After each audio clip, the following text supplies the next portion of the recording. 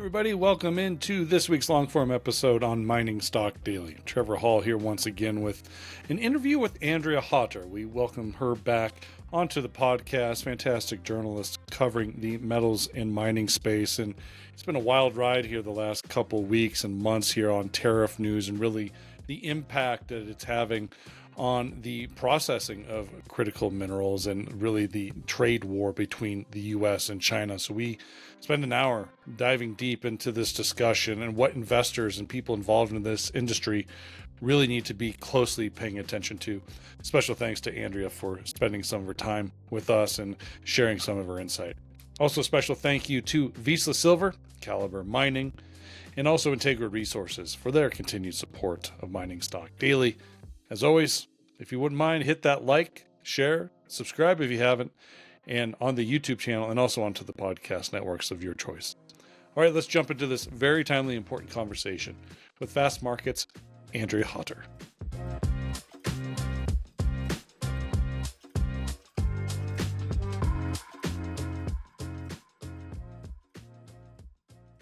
All right, everybody, welcome back into Mining Stock Daily in this week's long form episode. Obviously, if you are involved in global trade or interested in global trade, your head has been on a swivel for the last few weeks, and that hasn't stopped this week's with the relationship between the U.S. and China and those dynamics being somewhat, I don't know, there's just moving parts every single day. We are recording this Wednesday morning after a night where it seemed to be apparent that the tariffs were going to decrease between the U.S. and China. The administration seems to be backtracking that as we speak. And so we could air this Friday morning and have no idea what the story is. So we're just going to do our best. I'm really pleased to try to make sense of this all, specifically on the metals and mining markets with veteran journalist from Fast Markets, Miss Andrea Hotter. Andrea, it's been a while since you've been on the podcast, and dynamics within the metals trade has certainly piqued interest for many in this spring. I know. Hi, Trevor. Well, thank you for having me back. I think it was last February I was here, and it's so interesting. I think when I first started in journalism in this sector, we were kind of the team at the office that was sort of put by the toilet. We were kind of like the furthest away in the corner that nobody really cared about or knew what we did. And now every day you turn on the news and there's something that talks about critical minerals or mining and processing. And so we've kind of gone from niche to kind of, well, critical says it all. So yeah, it's definitely a very interesting time right now. I know. It was interesting. I was actually listening to another financial network yesterday, and they had an individual there from a U.S.-based critical minerals company. And the host of this major network were asking, why are we just worrying about this now? And I about threw up my pen, and I just said, we've been asking this for 10 years. If you just would have been paying attention, it's not until the system potentially breaks or people are like in a real tough position where this stuff is really important. And I think that goes back to really kind of showing why President Trump is pushing some of these agendas, because we are at critical moments. Our supply chains are broken when it comes to national security. If something were to happen, quite frankly, we would not be able to supply ourselves with what we need to see ourselves through whatever incident that might be, God forbid. And so I think there's a lot of support right now to kind of reshore some of the supplies, but it's going to come at a cost. And so obviously your job has become, I don't even know what your day-to-day is like anymore, because there's been so much interest. But maybe talk about how the last couple months, maybe since the inauguration of President Trump, how the dynamics of the metal space has changed for you to follow. Yeah, I think that it's interesting what you just said there, because if you go back just to the last administration, we were all kind of forgetting that the Inflation Reduction Act and the Bipartisan Infrastructure Law, the CHIPS Act, they were all designed to build out infrastructure, build out mining, processing, and this has been going on for a while. It's not a completely new phenomenon, but I think it's just been massively turbocharged, and I think one of the ways that we're seeing it done is obviously through executive orders. So that is, I think, the bit that has changed. It's the pace, the speed, and the tariffs as well. So from that perspective, we had this sort of steady but quite dynamic progress through the past several years. Things were getting done, and then in February or January, end of January, I guess we were kind of right out the gates with just all of those executive orders, which have continued and continued. I think there have been maybe 8. I might have lost count.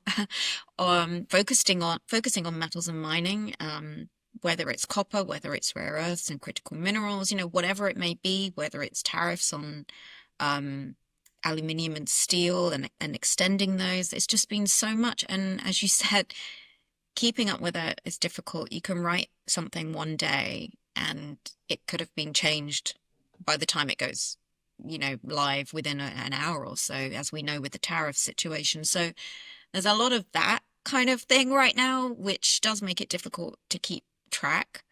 But I think you just have to be literally reading everything when you're kind of not working in inverted commas. You kind of need to be still on because you just need to know what's happening, because you can't go to bed and wake up in the morning and assume it's the same. I do think there's very fast pace.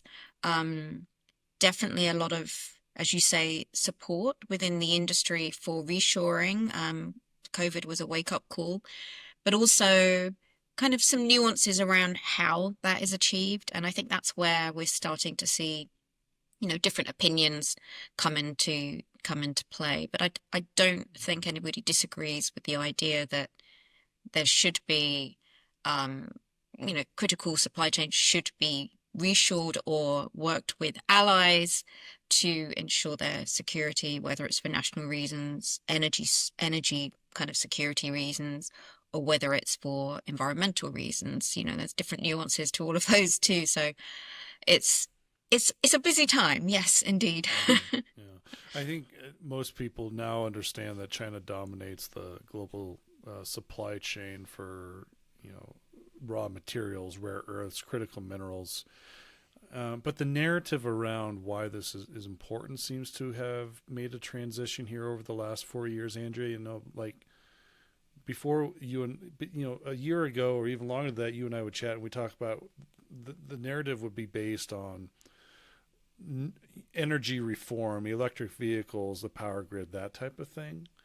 And it feels like that kind of narrative has been shelved, and it's more on specific defense 100%. and national security. So this changes the whole narrative. So has your reporting had to change? Your sources, your contacts had to change? It's the same people. I mean, obviously you're expanding it to looking at defense kind of uses more than you previously were, but even there, that's quite niche and small. It's still very critical, but it's different. I was at an event, a conference. I was moderating a session on lithium quite recently. And when I got the kind of briefing notes of what they wanted me to focus on as a kind of what the theme of the panel was, the word electric vehicles wasn't mentioned once, but defense, national security was reiterated and was kind of the first thing that was noted. And I thought that was such a step change from just a few months ago. And yet, if you talk to the companies involved privately, they're still just as focused on supplying batteries, lithium-ion batteries for electric vehicles, because that's their big that's where their supply chains are. So we might like to call these supply chains defense supply chains or critical for national security. They are, but I don't think those change overnight, because companies don't just rip up contracts and change things overnight like that. But I think the bigger thing is that there's just more of there's more of a desire to demonstrate their importance. And you have to remember a lot of the actions that are being taken are required to be justified as of national security importance. So if you have a Section 232 investigation, you are only allowed to do that on the basis of national security. So there has to be a requirement. I'm not saying that these things are not critical for countries and for the security of energies and grids and batteries and all of these other things. And yes, defense in some instances too, but that is a change. And you're 100% right. Um, it's kind of a bit of a side thing now, the environment. And I've been to a few events, and usually for the last few years, to the point of it being a little bit over the top. You've had companies desperate to want to talk about their ESG credentials. Not one company I have interviewed this year, since the end of January, has mentioned that. And so that's very different too. It's all about tariffs, trade, it's all about reshoring, it's all about supply chains. So the narrative is incredibly different, but I don't necessarily think that the customer base and the supply chains are, because they just can't be changed overnight anyway. Yeah. Let's take a jump into Section 232 in this investigation. We're getting a little bit into the weeds here, but it is important. Not to be confused, if I might say, there's a Section 231 investigation under the first Trump White House that had to deal with more of the implications of Huawei technology and their 5G in the 5G networks uh, Right. being adopted and paid for by some of our allies, the U.S. allies, with Huawei technology. It seems like we're revisiting this in Trump 2.0 now with Section 232, which is quite interesting. But this is it's the provision of the Trade Expansion Act of 1962 that gives the U.S. Department of Commerce the authority to investigate whether imports of goods are being produced in such quantities under such conditions where it threaten or impair our national security. And it seems, I think, is it Lighthizer now kind of the head of this of this investigation? How and what is the It's the implications Commerce for that? Department. It's the Yeah, it's the Commerce Department. Commerce Department. It's not Department of Energy or anything else. It's the Commerce Department. But you have Okay. to, if you go back to 2018, there were Section 232 investigations on steel and aluminium Okay. under the first Trump administration, which imposed tariffs on imports into the US of steel and aluminium. There were exemptions along the way, and all of those kind of settled down. Canada and Mexico had 10% duties on their imports. Those have now increased under the new administration to 25%. So that's a big jump for the US on their tariffs in terms for aluminium particularly, because they were not big fans of the tariffs to start with. So now they've got 232 on. That's kind of a different story, but yeah, 232, we're seeing it for critical minerals, we're seeing it for copper. These are just investigations at the moment on those. They are seeking comments. Um, I was just at a big copper industry event in Chile, and obviously copper got its own executive order. It's got the 232 investigation. They had a deadline for comments at the beginning of April. It's a 270-day investigation, and it was launched in the end of February, I think the 25th. So it takes us right out to November the 22nd, which seems a long way off, but everybody has been talking about it being done sooner. There were a lot of rumors that it would be. Um, so the market has really seen a huge amount of copper come to the US in anticipation of there being tariffs. So that's been a very interesting kind of dynamic, a real kind of um, disparity between the price in the US and the London Metal Exchange. We've seen all the comments come in now for copper in particular. It's an interesting one. There's a mix of views. I mean, we can get into that if you want to go through those views. It depends how Well, I think niche it's you want to get. important. Yeah, Maybe hearing from what is some of the conversation like within industry that was provided an opportunity to kind of chime yeah. in.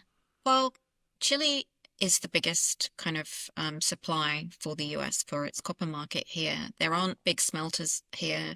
They closed. There are a couple.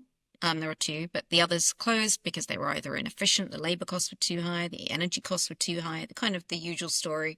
And it was cheaper and more practical for the material to be sent abroad, Mm-hmm. processed there. Now, there is a big kind of push by the government, as we've discussed, to reshore capacity to build new smelters here. Now, if you talk to the US producers here, they don't really want to build smelters here for the reasons I just outlined. So they're kind of pushing back against that. And they don't also want to see tariffs on imports of materials into the US because they think that's going to start to make their mines uneconomic. They're concerned about that. They're concerned about the impacts on global growth, copper being critical for that.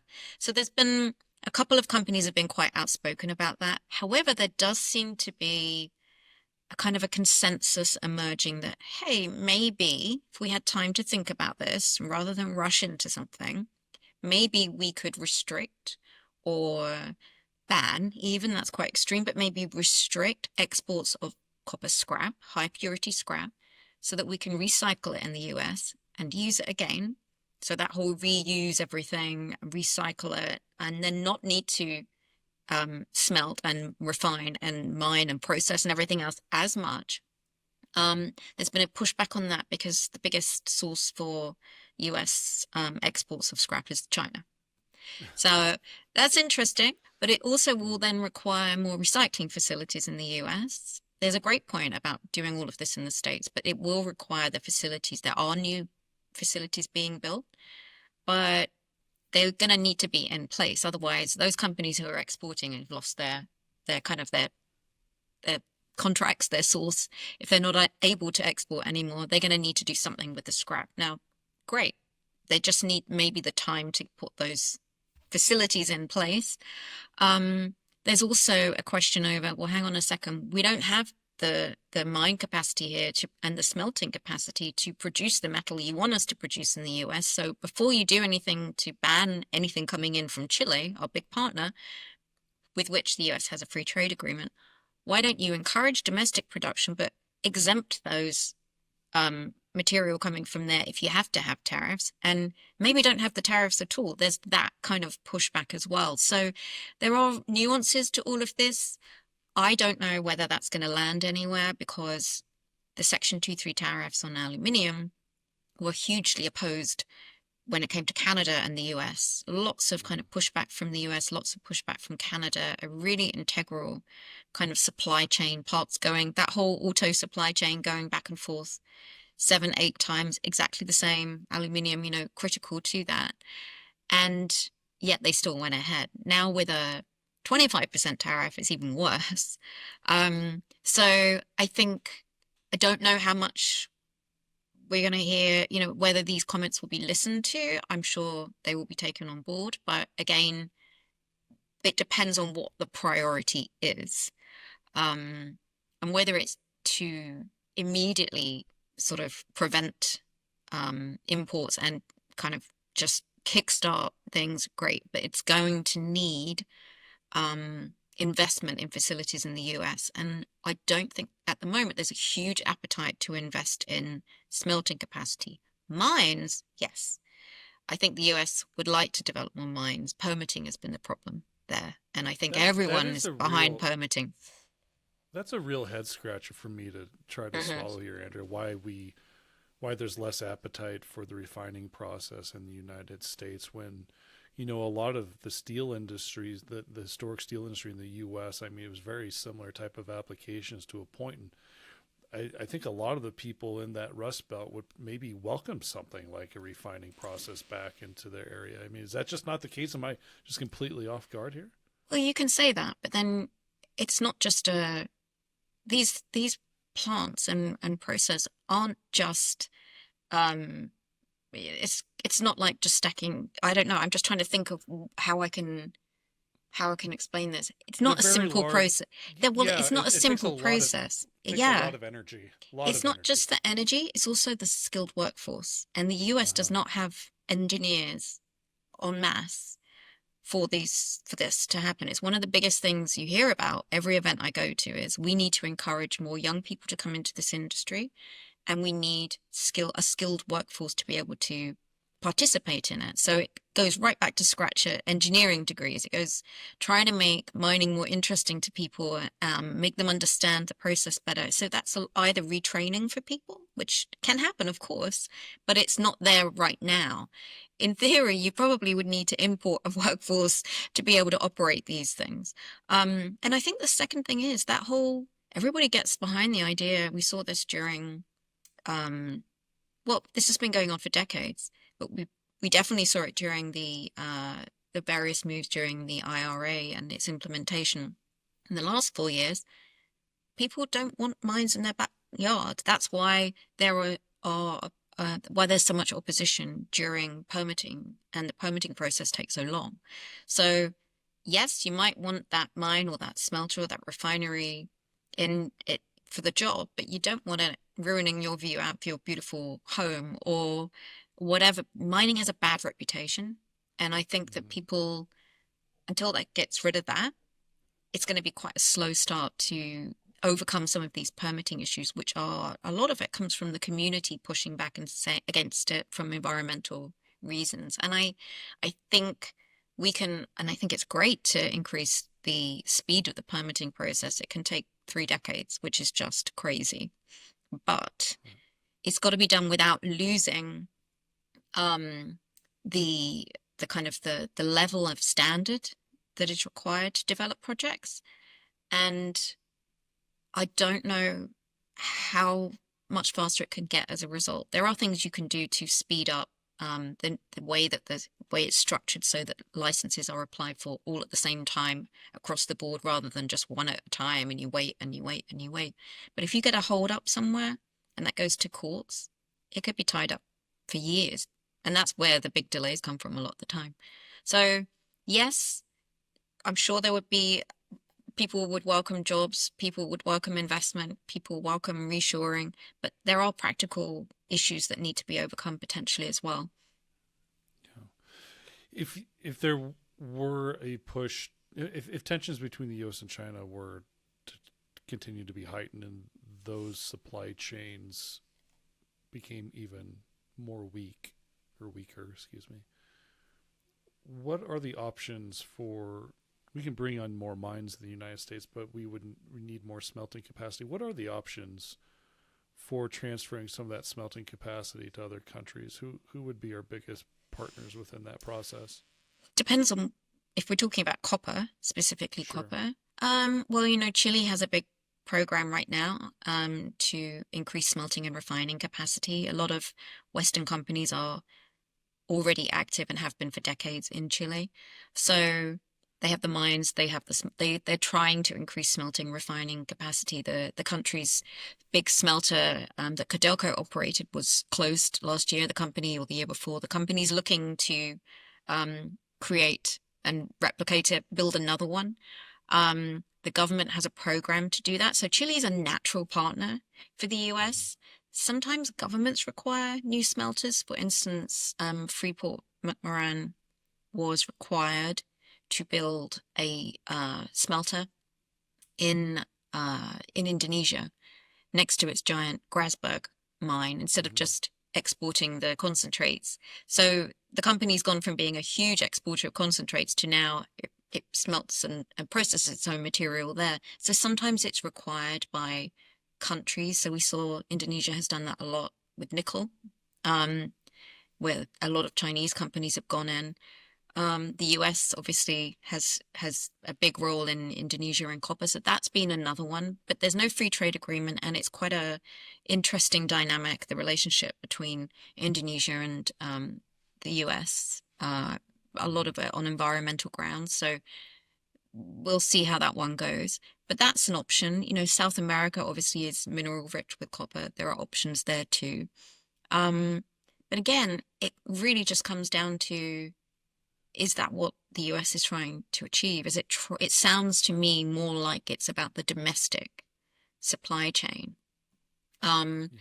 and so maybe the requirement will suddenly be, well, if you operate this mine here, then we want you to operate a smelter and we will help facilitate the funding. Because I think that's going to be really, really important. I don't think companies are going to necessarily have the pockets. These are expensive ventures.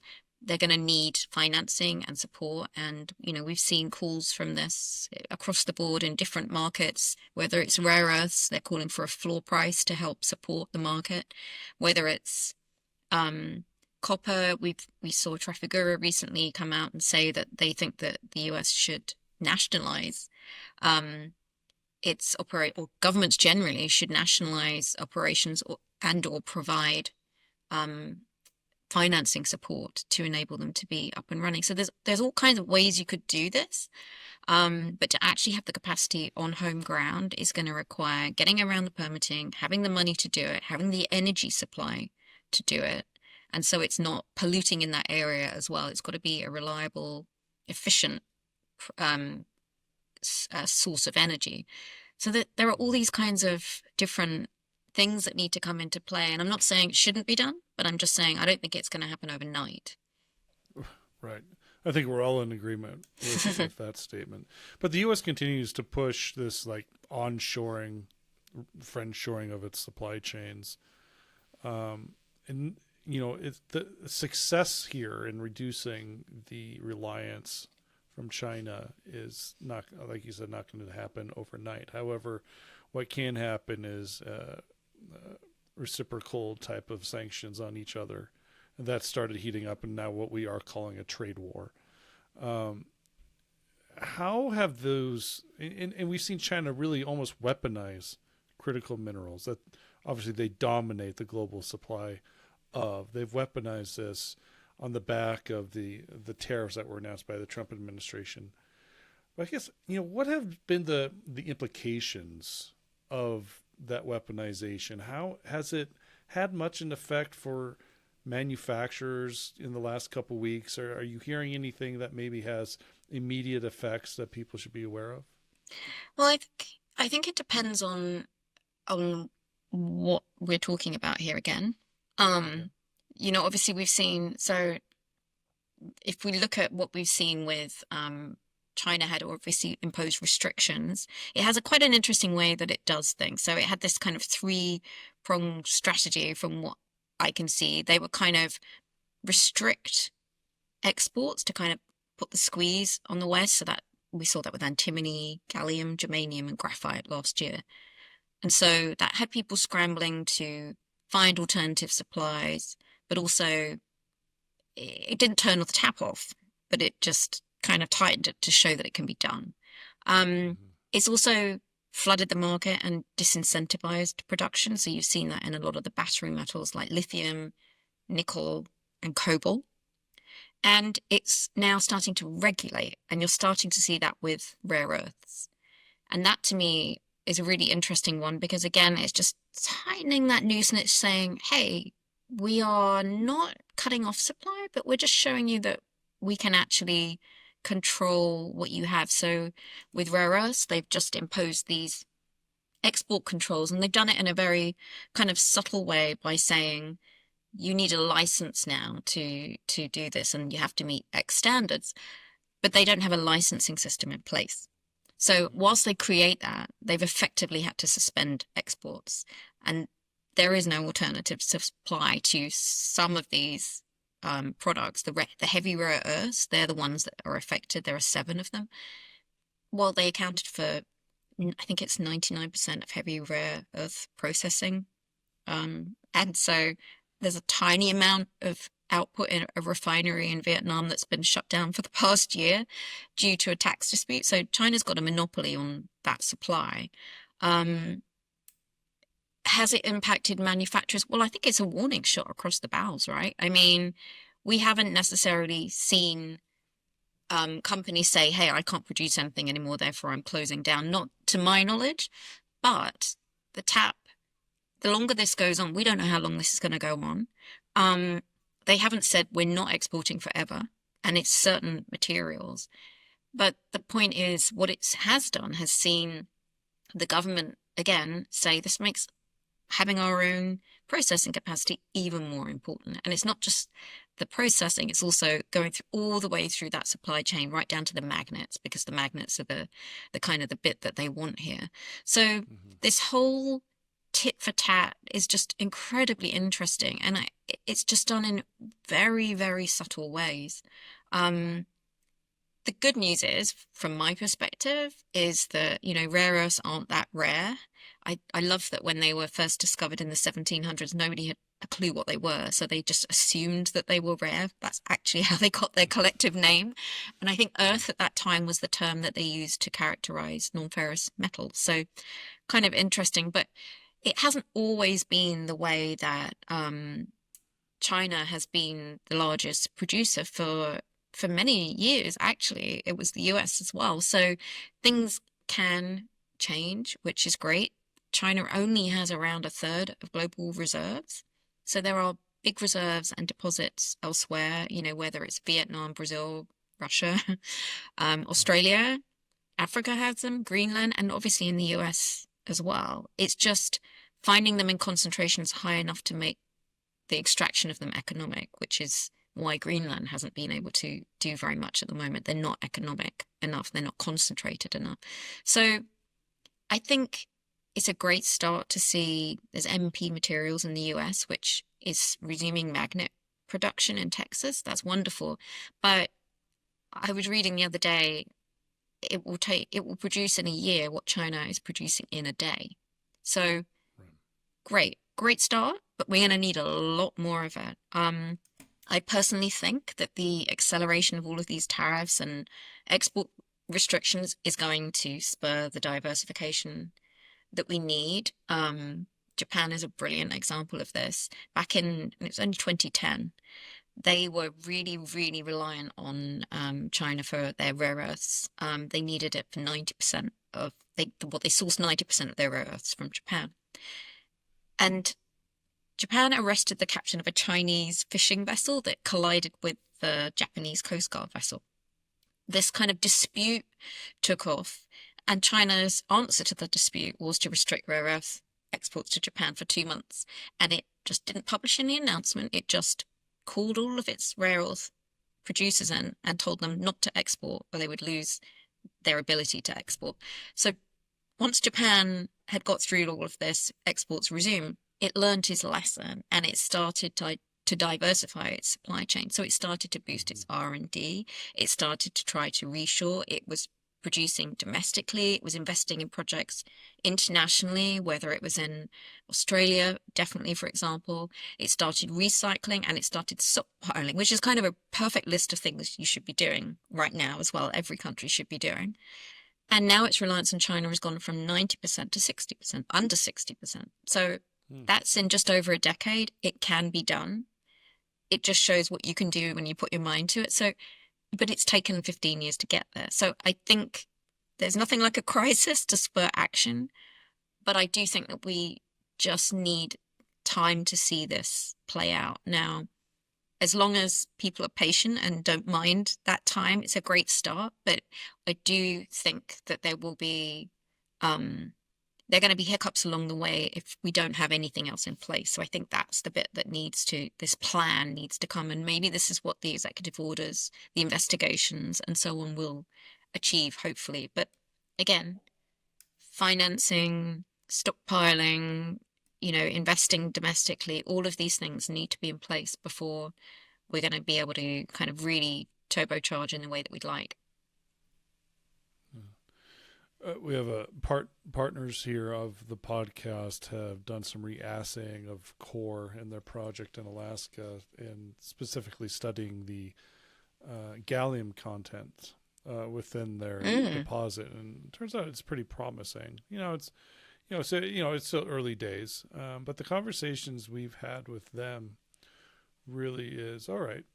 So we know that this higher grade gallium is associated with this zinc silver concentrate, which is good to know. But the real holdup is what's next, the processing, and how does that fit into the matrix of the economics of their deposit in due time. But without the processing and that knowledge here in the United States, I mean, we can keep talking about reshoring of critical minerals or rare earths. But in order to do that, you have to also create the education, the experience, and also the facilities for process that stuff. And from my understanding is that it's just been a complete brain drain for the last 30 years. Like, nobody really knows how to process rare earths here in the United States because it's not something we've had to do for 30 years, and the people that did know how to do it are long gone. Right. How do you pick up the piece? How do you pick up the piece? I mean, is that at all true? I mean, are you understanding the same Well, thing? yeah, it's the same. It's that same piece as, we need the labor there for the mining and so on. Right. But the workforce doesn't exist. Yeah, and I think that, there are smart people working on innovation and technology, and a lot of the grants that we saw through the last several years have been going towards that. But these are still, a lot of the projects are still kind of very small scale pilot plants. They're not operating at a commercial scale that is going to be big enough to meet the challenge.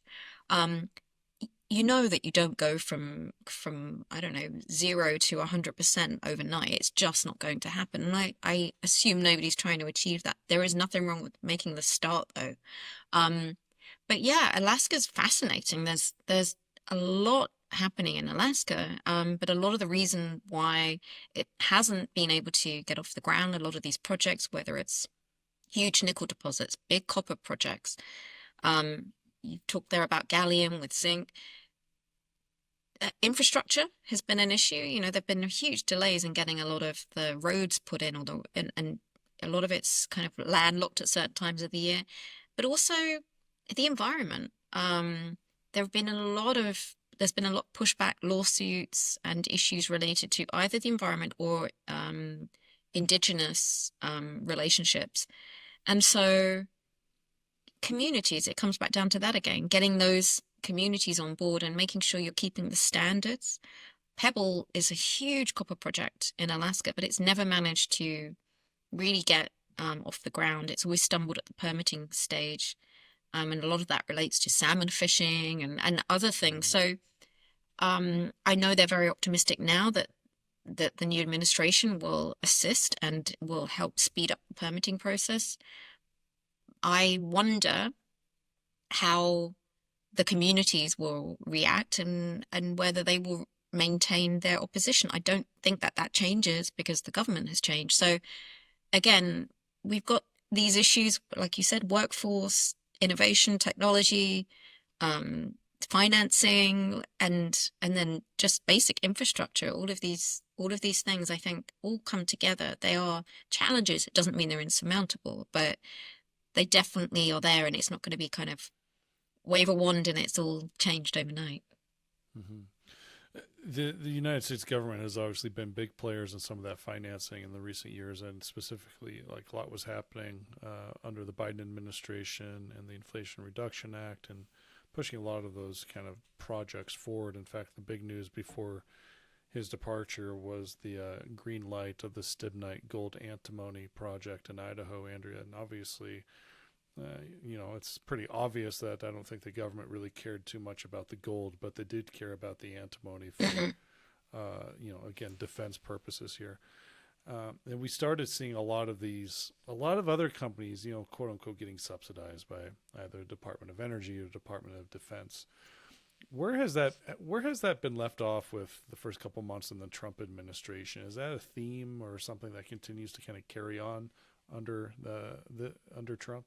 I think there were a lot of questions raised at the beginning because on day one, on inauguration day, we did hear the president say that he was against the EV mandate. I mean, there wasn't a mandate, but I understand what he meant. He did not believe in electric vehicles being subsidized and being pushed and wanted to instead push consumer choice on that. Um, I think that it left a lot of people questioning what that meant for the Inflation Reduction Act, for the grants that they had received through that or through the bilateral infrastructure law. And I think from my conversations with people, there was a pause whilst the administration changed, new people were put in place, but those conversations have resumed. Now, I don't know whether that means new awards will be made. I haven't heard or seen a list of any new awards made or grants provided in the last couple of months. So maybe that's it, no more happen. But those projects that had been having discussions, from my understanding, from conversations with just a few of them, so not across the board, and I may be wrong, there may be others that are, have a very different story, but my understanding is that those conversations have resumed. Where they go, I don't know. They have been promised to be allocated material. Sorry, not material financing. Um, but whether that becomes something that is taken off the table or not, I don't know. But their indications, I think they were quite, these companies were quite, obviously concerned that they may lose financing and funding that was critical to the development of projects. But I assume that given the money has been allocated, um, and maybe not yet paid, but allocated, and given that there is this push to reshore, I think they're banking on those projects and that money coming through for them. Um, what it means for new kind of allocations and whether those grant projects are completely halted, I don't know. I mean, I guess we're past 90 days now, so maybe there is that pause has finished. Maybe we start to see some changes, some announcements on that. Maybe the programs just go away. I I don't know. I do not know, but I do know that companies that had been previously granted the financing and allocated it have told me that those conversations have resumed. So they're Mm-hmm. very positive about that. And that's across the board from particularly in the battery raw materials space, actually. Um, so we'll see. What about some of those announcements and funding that cross borders? Like there was a couple deals that the United States government actually allocated capital to projects in Canada late in Biden's term as well, and I'd assume a lot of that money has already been allocated and sent. But obviously, if to move projects forward, it's probably going to take more capital than just that kind of first initial tranche. Is that something that given the spicy relationship between U.S. and Canada, that is there hope that that continues, or is that kind of dead in the water currently? I mean, the president has talked about allies, and so I would hope that they still see neighboring countries like Canada as an ally. There is going to be, and I think it will be interesting, a kind of a renegotiation of the USMCA, the US, Canada, Mexico agreement, and maybe it will be part of that. I don't know specifically about those projects, so I can't say. Um, but yeah, that's one to definitely watch for. It would make all the sense in the world for that those relationships to continue. Um, if you are I mean, who knows though? Maybe if it's a Canadian company operating in Canada and had got financing that way, maybe it decides or the government decides it doesn't want the money, it'll invest itself. I mean, there are many ways this could go, and I'm really just speculating. I have no idea, but I would hope that the the goal is to reshore or near shore, and that was always an expression that we heard a lot. And we're talking about diversified supply chains. We're not talking about everything being in your own country. The US doesn't have every single mineral domestically.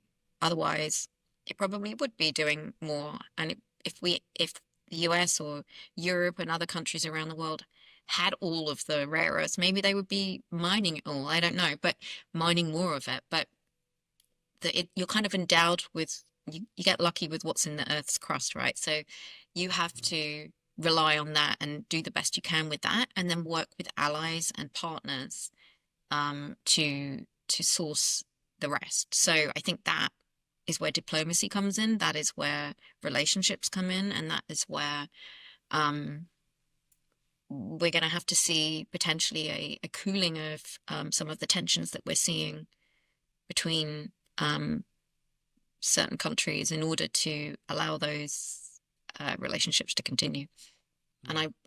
I would expect that cool heads prevail, and um, the importance of this piece of the puzzle is recognized. Yeah, I want to ask you about how critical minerals and Ukraine somehow made it into the narrative. This was a curveball, Andrea, because a lot of us who follow this industry, we saw this headline, and I was like, "What are you talking about?"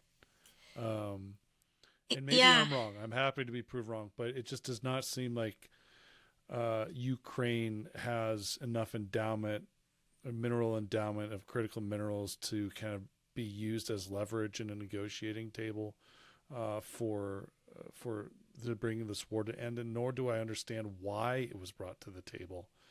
Um, Yeah, how do we make sense of this? yeah, it's interesting. This was something that actually does go back to the Biden administration. It was a Oh, conversation that really? was, yeah, it was actually, if you kind of just even a simple Google, you'll be able to find an agreement that was kind of a discussion that was had a couple of times around, we'd like to get this developed. And I suppose at some point maybe the conversation was had, what do we get out of this, you know?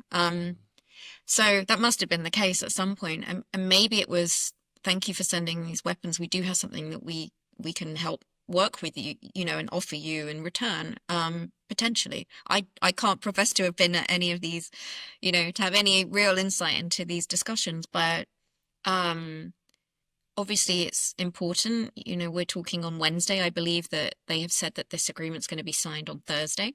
So by the time this comes out, it probably will be, well, we might know more. But yeah, it was a curveball. It was very interesting. But it,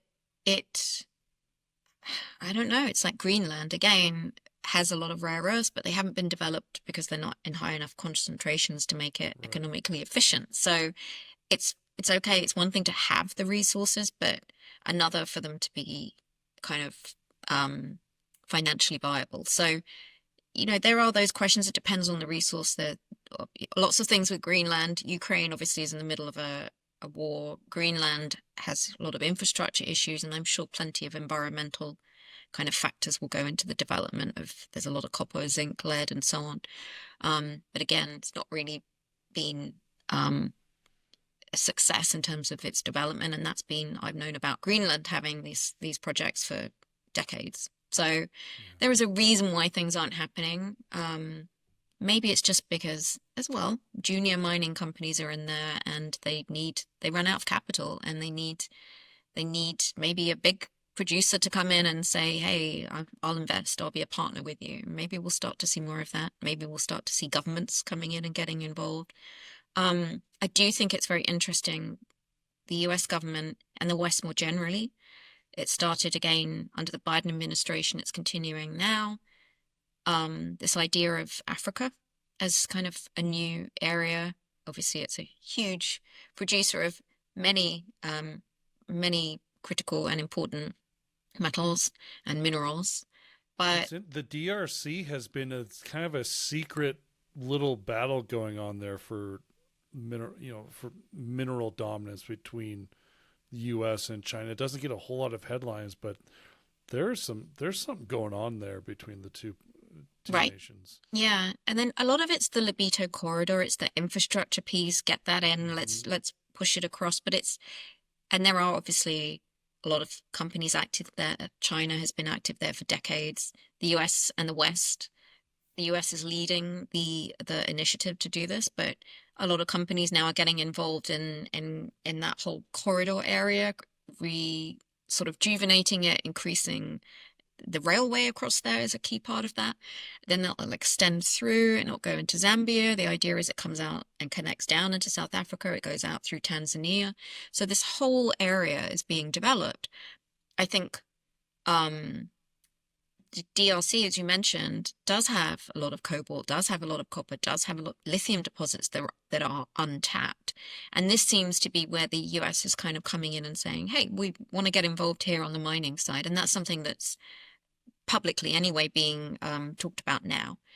Um, the DRC, as far as I recall as well, recently has kind of said to the US, hey, if you don't mind coming in and getting, you know, stopping the M23 rebels in the far-flung corner of our country and making their advances, we can do some kind of deal on minerals too. So there's this quid pro quo that seems to be going on, and maybe it's coming from the idea that the US isn't necessarily going to be um, providing the assistance automatically in some of the wars that are happening around the world. Definitely are seeing a desire to get out of that. So whether we'll see the US go in and actually start to settle wars in order to achieve kind of greater dominance in critical minerals is another thing. But again, massively interesting, and it could be a real game changer for the region. From what Yeah. I understand, there's um, a lot of goodwill towards the West coming in, and a lot of a lot of desire to kind of diversify their own supply chains and have other companies and countries active there other than China, which really dominates on the copper and cobalt side. I kind of want to wrap it up with kind of a final kind of big idea, and probably there's probably a question in there somewhere, Andrea. But as this deglobalization movement, specifically the U.S., really almost like an isolationist type of movement once again, something similar to what we saw heading into first part of the 20th century. Um, the dangers that are prevalent with such a move, not only on the back of the challenges of reshoring, even nearshoring supply chains, but really cutting off ties with a lot of allies. We mentioned Chile a lot, obviously Mm, Canada. We mentioned Brazil here a little bit in this lengthy conversation as well. But if you certainly become isolationist and definitely want to cut ties with your greatest trading partner, China, can you become when if you look at the entirety of the metals complex, can you be both an isolationist while also, but isn't that contradictory to having to need those allies, the Brazils, the Chiles, the Canadians, to continue to keep your economy moving? Again, there's a question in there somewhere, but it's like, I guess, can you have your cake and eat it too? I guess is maybe the simple question. well, I mean, I think you've also got to look at it's great to produce all of this stuff, but then who's going to buy it? There's only a limited market that you have, so you're going to want to send this product outside of your country as well. So you can look at it from that angle too. You're going to export it to people. Well, you want countries to buy it.